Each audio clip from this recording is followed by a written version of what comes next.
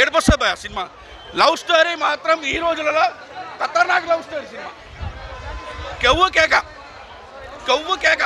500 కోట్లు పక్క. డైరెక్టర్ గారికి, హీరోకి, హీరోయిన్కి మాత్రం అవార్డ్స్ వస్తాయి పక్క. రాసి పెట్టుకోండి, అవార్డ్స్ పక్కా వస్తాయి సినిమాకి. అవార్డ్స్ మాత్రం పక్కా.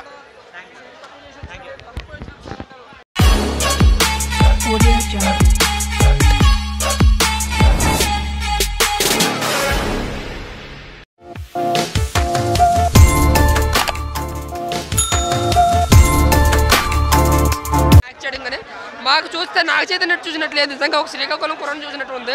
అలాగే లోపల మిగతా వాళ్ళు ఎవరైతే యాక్ట్ చేశారో వాళ్ళు కూడా ఆ పాత్ర తగ్గట్టుగా బాగానే చేశారు. సాయి పల్లవి గారు యాక్టింగ్ అయితే మాత్రం డ్యాన్స్లో నిజంగా ఎవరికి ఎక్కువ కాదు ఎవరికి తక్కువ కాకుండా డ్యాన్స్లోను సాంగ్లోనూ కూడా ఇద్దరిని సమానం చేశారు. ముఖ్యంగా చందు మొన్నటి గారికి కార్తికేయ 2 తర్వాత బిగ్గెస్ట్ హిట్ అని వచ్చిన తర్వాత ఇది బ్లాక్ బస్టర్ మూవీ అన్న. చైతన్య పాన్ ఇండియా స్టార్ అయిపోయాడు ఈ సినిమాతో. Excellent cinema, excellent. పర్ఫార్మెన్స్ వైజ్కి వస్తే పర్ఫార్మెన్స్ వేరే లెవెల్. ఇంతవరకు ఏ హీరో కూడా చేయలేదు పర్ఫార్మెన్స్. సినిమా వేరే లెవెల్. ఫైట్స్ అయితే కిరాక్ ఫైట్స్. అసలు సినిమా అసలు ఎక్సలెంట్ సినిమా ఇది. అక్కడ నాగ చైతన్య కెరీర్లో ఒక పీక్ పర్ఫార్మెన్స్, పీక్ కలెక్షన్స్ కూడా వస్తాయి. ఓకే అన్న, వాళ్ళు ఎట్లున్నారు అంటే రియల్ లైఫ్ లవ్ స్టోరీ అంటే యాక్టింగ్ చేయలేను అన్న, రియల్ లైఫ్లో యాక్టింగ్ చేసినట్టుంది. ఓవరాల్గా వాళ్ళ లవ్ స్టోరీ అయితే వాళ్ళ బాండింగ్ అయితే ఇంకా బాగుంది. సెవెరల్ టైమ్ చూసాం వాళ్ళ బాండింగ్ కోసం.